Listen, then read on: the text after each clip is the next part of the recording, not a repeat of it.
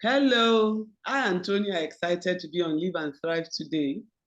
And we'll be talking about something pivotal to our very existence today. That is wellness. How can you live, let alone thrive, if you are not well? Tony, please tell us about wellness. Hello, folks. Good to be here again. I'm going to start this discussion by quoting something from Eleanor Brown, and it goes like this. Self-care is not selfish. You cannot serve from an empty vessel. While I'm waiting for that to sink in, what it simply means is that for us to be able to truly achieve, your vessel must be strong and full. So let's dig deeper into what wellness is. Wellness is a practice of healthy habits, making smart choices, and a lifestyle that will lead to better physical and mental health outcomes. That means we are looking holistically at the person's well-being. It is not static or passive. It's not you're going to sit down there and just be a healthy person. It is actually the active pursuit through intentions, choices, and actions that would lead to that state of well-being. I use the word well-being advisedly. It is different from wellness. Wellness is the action you take. Well-being is the result of that action. So when you say things like health is a static thing, but wellness is active. There is some wellness. The whole purpose behind wellness, of course, is just not just for you to survive, but to thrive. There's also something called the wellness continuum, because to have a better understanding wellness, it's a continuum. You start from a state of poor health all the way to the state of optimal well-being. Now, people who are in a state of poor health probably did not practice wellness or were unfortunate to have become unwell. Then they go through a medical paradigm to get into a neutral position. But somebody who practices wellness goes beyond that so that he optimizes both the physical body, the mental capacity, and all other factors that we'll discuss later. Wow, that quote earlier is so powerful. Honestly, how can you actualize purpose and impact your world without wellness? You cannot serve from an empty cup. So actually, you're right. It's not selfish to be well. It's not selfish to take care of yourself. So we just have to be deliberate about our wellness, actively engaging in practices of wellness towards ultimately thriving, which is beyond living healthy. Now, I'm really enjoying this, Tony. So can you tell us more about these practices and dimensions of wellness? Okay. Earlier on in my definition, I talked about your physical wellness and your mental wellness. But there are a few other things that make you a whole person. So let's look at those items. Of course, your physical wellness has to do with a healthy body, which you can achieve through exercise, good nutrition, enough rest and relaxation. That way you can nourish that body and prepare it to do all the things you need to do. There's also your mental wellness, which you can do through learning, through creative activities, and all such things that help you to build your mental acuity. Then there's, of course, emotional wellness. If you recall, we discussed emotional intelligence. Part of your wellness is all those emotional intelligence practices, which include being aware of, accepting, and expressing our feelings and understanding the feeling of others too. So it's not just about you, it's about you and others. You can get angry with someone, you can be happy with someone, and you have to understand how all that works and know how to do it in a better way. There's, of course, spiritual wellness as well. We had also talked about spiritual intelligence being the foundation of all other things. And that's where you deliberately build your sense of purpose and meaning in life, and also develop a sense of morality and ethics. There's social wellness. That's about connecting with others in society in meaningful ways, having strong, positive relationships. Then there's finally what I'll call environmental wellness. You cannot survive in a toxic environment. So part of your wellness practices should include being in an environment, in spaces that stimulate and support your well-being. Imagine living next to a dump. What can happen to you is that you're likely to get sick, even if you exercise very well, you rest properly, and eat proper food. Just you're living in a filthy environment can also compromise your well-being.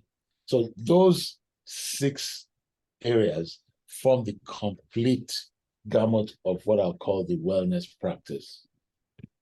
Wow, wow, wow. Definitely, wellness goes beyond living healthy. It goes beyond absence of sickness or being well, for that matter. And it's not just about us because we do not live in vacuum. So, what do we gain from true wellness? I thought that would be obvious to everybody, but just for understanding, for us to understand this. Definitely from the earlier quotes, you cannot be of service if your vessel is empty. So one of the first things you want to do on this channel is to learn how to thrive, how to do things, how to achieve your purpose. So when you are in a premium state of well-being, when your health, your physical well-being, mental well-being are at their optimum, you are way more likely to succeed at things you want to do. Your brain functions better, you have better memory, you have increased energy, you're able to focus on things you want to do better. You suffer less stressful situations because you are controlling your emotions and you are also managing your mental wellness. You also tend to have better resilience. One of the things, incidentally, we'll be discussing this as well, is resilience. It's a very powerful tool for the modern human being because we are buffeted on all sides by different stressors. And your ability to handle those stress factors is a very critical success factor in life. I see a lot of people who just go into depression simply because they lost their loved, they lost their lover, for example, or they lost their job. They do not have a bigger picture of what they're about to do in life, and they're not maintaining their wellness strong enough for them to be able to move on. Another important thing is that because of all of these benefits, you're likely to spend less in trying to become well from unhealthy situations because you're already healthy in the first place. So those are some of the benefits you will get if you practice wellness. Very nice to know that when I aim for wellness, good health becomes a given. It becomes like automatic. It would be very nice to know how to achieve real wellness because it's like everything is in everything now. Yes, everything is in everything. Now, I'm just going to give you a few tips. First thing to note is that wellness is a personal journey. Of course, you can learn from experts on what is good to eat, how much exercise. I remember when I first joined the gym, I remember a very big notice they put up there. Do not try to do more than you can. You have to build your ability as you go. You can't just walk into the gym the first day and you want to try to spend 3 hours on the treadmill. You're probably going to fall off the thing and they'll rush you straight to the emergency room. So everything has to be self-paced, but it involves being disciplined. So one of the key tips for your body, of course, is to make healthy food choices. As much as our body requires the entire food groups of proteins, carbohydrates, and fat, too much of any of this can be injurious to us. We must also avoid dangerous substances like narcotics, for example, or excessive alcohol intake. All those harmful substances can work against our wellness plans. Like I said, it's also useful to get good advice in all these areas so that you do not, in a bid to become well, you make yourself unwell. I've heard of a few people who had cardiac problems in the course of exercising because they overstressed themselves. So it's important to be able to do all these things in a controlled way. One other thing is to have a preventative approach to medicine, preventative as against curative medicine. For example, if you live in the tropical area, it's better to avoid mosquito bites than to know the best tablets for malaria. So preventative actions are very good wellness practices. Wellness is, of course, no use if you don't set goals. You have to set goals that we talked about goal setting earlier on. So one of the things you want to do is to look into that video on goal setting and understand how best to set goals. But for a quick snapshot, I'll just tell you this. Your goal has to be smart. An example is I have to maintain a body weight of 80 kilograms.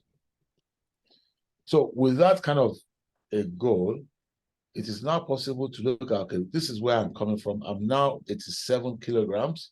It means I need to lose 7 kilograms. But for you to know how much time it should take you, there is where you need the expert. Because if you try to do it in one day, you're probably going to kill yourself. So the expert will probably tell you, okay, the best practice is you can lose 7 kilograms in about 5 months. So that means averagely you want to lose like just over a kilogram every month. So that is the kind of way in which you set goals. There has to be a timeline. There has to be a number you can be sure you see. It has to be reasonable and realistic such that it is achievable. And of course, then it is possible for you to know that you are going toward that goal. One thing about wellness is that it also requires you to have positive approach to thinking about things.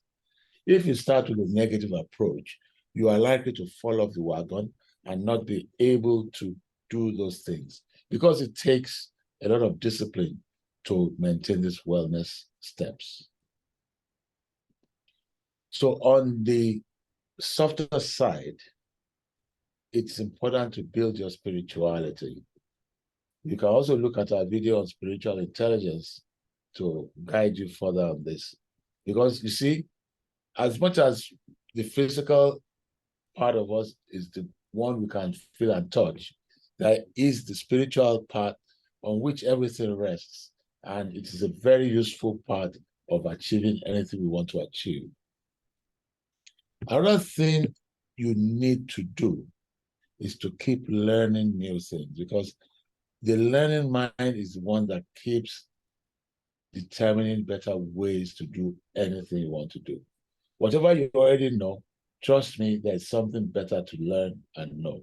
So keep on the lookout to keep learning. And then you ensure you build positive relationships. With that, you can now have a complete toolkit to achieve wellness. So on that note, I will just wrap up by advising you to remember your ABC, to always be committed. Thank you so much. Thank you, thank you, thank you. Yes, I remember my ABC. Always be committed to living well, to wellness. We must live deliberately. Honestly, I took a few tips here that I will use myself personally. Plan my meals, exercise deliberately, have planned sleeping patterns. And remember also that prevention is always better than cure. What an amazing time we've had here today. Honestly, I'm sure lives cannot remain the same again for every person that has watched today. Living and thriving is now a must. Kindly subscribe to Live and Thrive on YouTube. Watch our other videos and like, comment, also share. Have a good one. Bye.